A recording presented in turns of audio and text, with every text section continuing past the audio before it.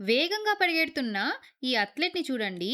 ఆటల్లో అంత వేగంగా పరిగెత్తడానికి, అంత కష్టపడి ఆడటానికి వీళ్ళకు శక్తి ఎక్కడి నుంచి వస్తుందని మీరెప్పుడైనా ఆలోచించారా? అసలు కండరాలు పెరగాలన్నా, బలమైన పనులు చేయాలన్నా వాళ్ళు ఎలాంటి ఆహారం తీసుకుంటారు? వీళ్ళ శరీరంలో ఏదైనా శక్తి నిల్వ ఉంటుందా? ఇలాంటి సందేహాలు మీకు కూడా వచ్చే ఉంటాయి కదా! నాకు కూడా చాలా ఆసక్తిగా ఉంది. అసలు వేగంగా పరిగెత్తడానికి, కండరాలు పెంచడానికి, అత్యవసరమైనప్పుడు వాడుకోవడానికి, మన శరీరానికి శక్తినిచ్చే ఆహార పదార్థాలేంటో ఇప్పుడు మనం వివరంగా తెలుసుకుందాం. చూడండి, ఇక్కడ ఉన్న అథ్లెట్ 100 మీటర్ల పరుగు పందెం కోసం సిద్ధంగా ఉన్నాడు అనుకుందాం. అయితే ఆ రేసుని త్వరగా ముగించాలంటే అతనికి అత్యంత ముఖ్యమైనదేంటి? శక్తి, ఎనర్జీ. అది కూడా సాధారణ శక్తి కాదు, తక్షణ శక్తి. అంటే క్విక్ ఎనర్జీ కావాలి. మరి ఈ తక్షణ శక్తి ఎక్కడి నుంచి వస్తుంది?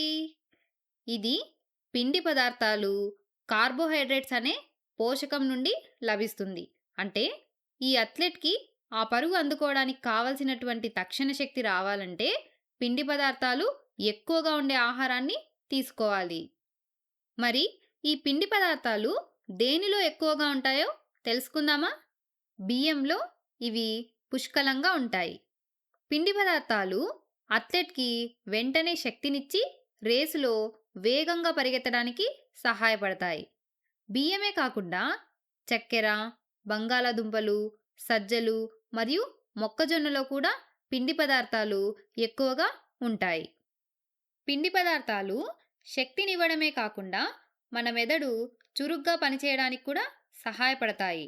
అంతేకాకుండా మన రక్తంలో ఉండే చక్కెర స్థాయిలను కూడా ఇవి నియంత్రిస్తాయి. రక్తంలో చక్కెరను నియంత్రించడం అంటే ఏంటంటే మన రక్తంలో ఎప్పుడూ కొంత మోతాదులో చక్కెర ఉండాలి. ఆ సమతుల్యతను కాపాడేదే ఈ పిండి పదార్థాలు. ఒకవేళ చక్కెర స్థాయి మరీ ఎక్కువైనా లేదా మరీ తక్కువైనా కూడా అనారోగ్య సమస్యలొస్తాయి. దీని గురించి మీరు ముందు ముందు వీడియోల్లో వివరంగా తెలుసుకుంటారు. సరే, కేవలం శక్తి ఉంటే సరిపోతుందా? అథ్లెట్ రేస్‌లో గెలవాలంటే బలమైన కండరాలు కూడా కావాలి కదా!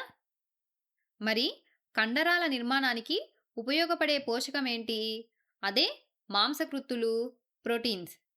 ఈ మాంసకృత్తులు కండరాలను పెంచడమే కాకుండా మన శరీరంలో దెబ్బతిన్న కణాలను మరమ్మతులు చేయడంలో కూడా కీలక పాత్ర పోషిస్తాయి. అంటే కణాలు బాగు చేయడంలో కూడా ఇవి సహాయపడతాయి. అయితే అసలు కణాలంటే ఏంటి? ఇవి జీవక్రియకు మూలాధారాలు లేదా వీటిని బిల్డింగ్ బ్లాక్స్ ఆఫ్ లైఫ్ అని చెప్పచ్చు. సరే, మనం వ్యాయామం చేసినప్పుడు అలసిపోతాం కదా! అప్పుడు మన శరీరాన్ని బాగు చేయడానికి మాంసకృత్తులు అవసరం. అయితే ఈ మాంసకృత్తులు వేటిలో దొరుకుతాయో తెలుసుకుందామా? శాకాహారులైతే పప్పుధాన్యాలు, సోయాబీన్ నుండి ఈ మాంసకృత్తులను పొందవచ్చు. మాంసాహారులైతే మాంసం మరియు గుడ్లు నుండి మాంసకృత్తులను పొందవచ్చు.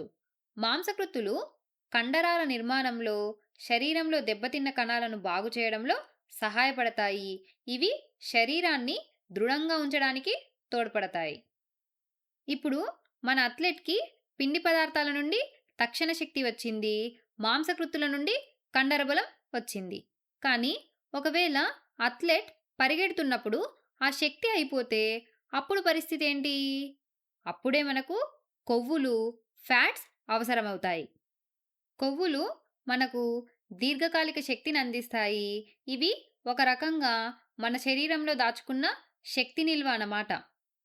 అంతేకాకుండా మనం తినే ఆహారంలోని ముఖ్యమైన విటమిన్లను శరీరం గ్రహించడానికి కూడా కొవ్వులు సహాయపడతాయి.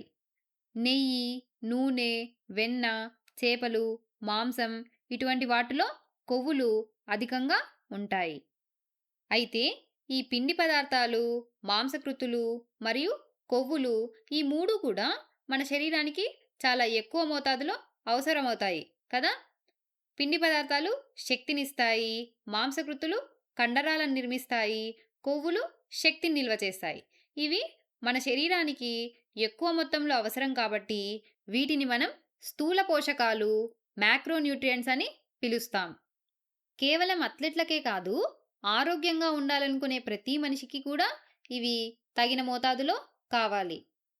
చివరగా ఒక ఫన్ ఫ్యాక్ట్ చెప్పనా? మనం విశ్రాంతి తీసుకుంటున్నప్పుడు మనకు కావలసిన శక్తి 10% మాంసకృత్తుల నుండి, 40% కొవ్వుల నుండి, 50% పిండి పదార్థాల నుండి వస్తుంది. అదే మనం నడవడం లేదా ఈత కొట్టడం లాంటి పనులు చేస్తున్నప్పుడు మన శక్తి 50% పిండి పదార్థాల నుండి, 50% కొవ్వుల నుండి లభిస్తుంది. ఈ వీడియోలో మనం ఏ ఏ విషయాలు నేర్చుకున్నాం? పిండి పదార్థాలు, మాంసకృతులు మరియు కొవ్వుల గురించి తెలుసుకున్నాం కదా! ఇవి శరీరానికి ఎక్కువ మోతాదులో అవసరమైతాయి. వీటిని స్థూల పోషకాలు, మ్యాక్రోన్యూట్రియంట్స్ అని అంటాం.